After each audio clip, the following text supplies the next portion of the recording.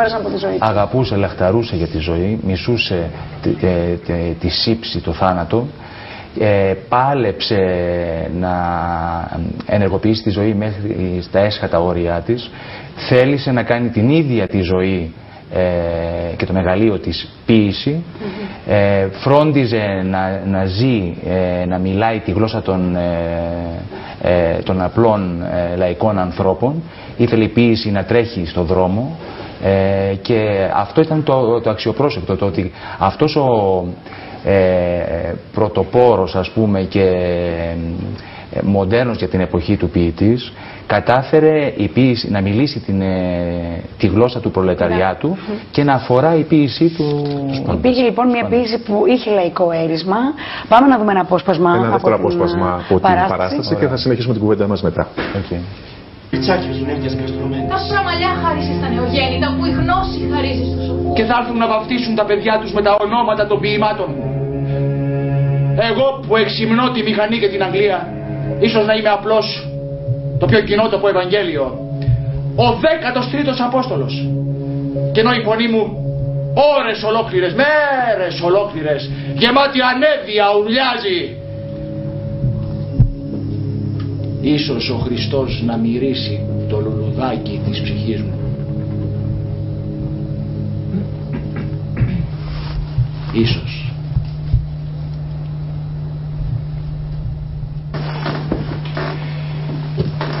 Είναι εκείνος που είχε αυτοκτονήσει μπρος στην πόρτα της αγαπημένης του.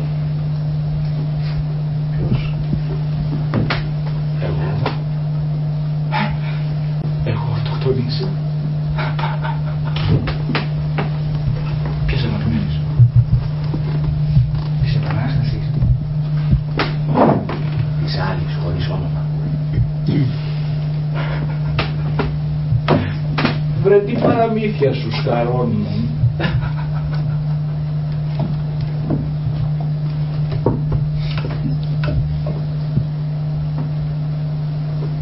Μα η ποίηση που να πάρει ο διάολος υπάρχει άτιμη, το θες ή δεν το θες.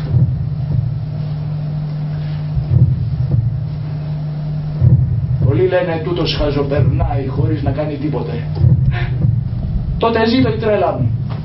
Φαρμακοποιέ! Φαρμακοποιέ! Η καρδιά μου πώς θα εξαντλήσει τόσο πόνο. Μα είμαι αθάνατος. Δεν είμαι ένας πελάτης σαν τους άλλους. Τι θα μπορούσε να βασανίσει εντός μου το δηλητήριο. Στίχε, είσαι πια περιττός. Κάνε στην πάντα.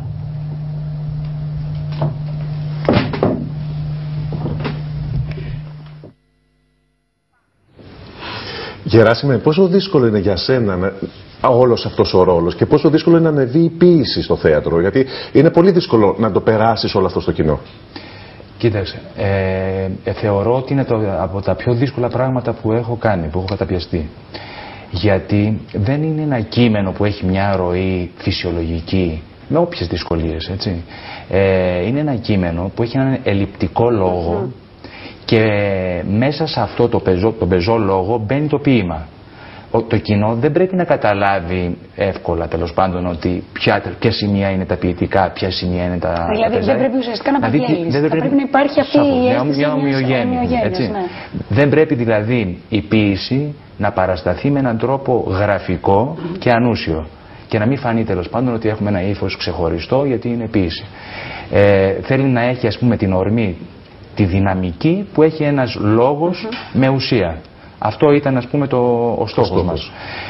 Τώρα παραστασιακά σαφώς και υπάρχει διαφοροποίηση. Δηλαδή το ποίημα έχει μία, πώς το λένε, έχει ένα ύφος διαφορετικό. Υπάρχει μια μινιμαλιστική, τέλος πάντων, διάθεση για να παρασταθεί. Υπάρχει, ας πούμε, μια κίνηση, υπάρχει μια χορογραφία, μια κινησιολογία, τέλος πάντων, που με οικονομία αρθρώνονται τα πράγματα. Απλά η βάση φαντάζομαι ότι είναι να μην περάσει τον θεατή αυτού του είδους, αυτό που μας περιέγραψε τέλος πάντων ως ποίηση. Το βασικό να περάσει ως πεζός λόγος. Ότι είναι κάτι φυσικό. Κάτι φυσικό. Θέλω να επανέλθουμε λίγο στην πρωταρχική τοποθέτηση, ότι τελευταία βλέπουμε ότι διαρκώς η ποίηση πλέον παίρνει παίρνει έτσι μια θεατρικότητα, υφίσταται ως ένα θεατρικό έργο.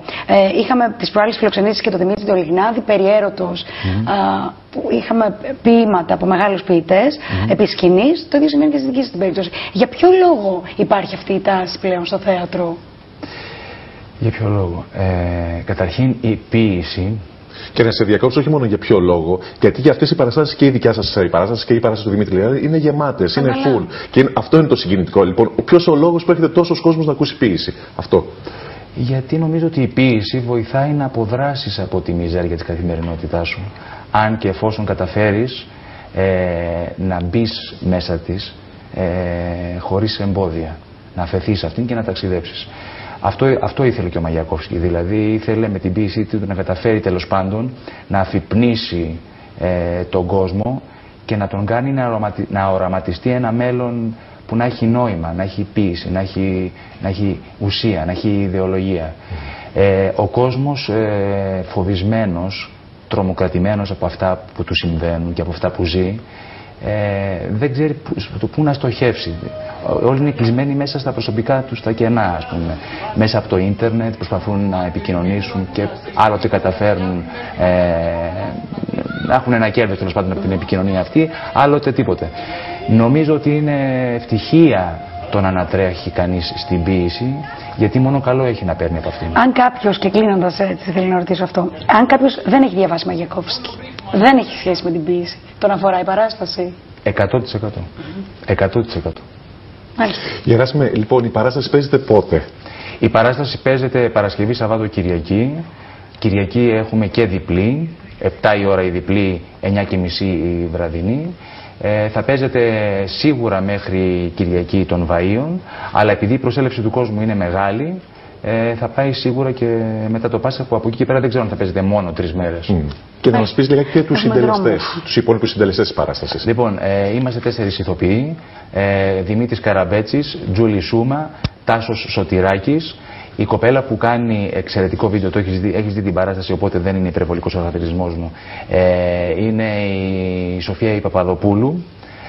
Και δίνει πολύ δύναμη στο κείμενο αυτά τα βίντεο που προβάλλονται. Ναι. Ήχο, μουσική έχει κάνει ο Πλάτωνας Ανδριτσάκης σε συνεργασία με τον ηθοποιό τον Τάκη τον Σωτηράκη.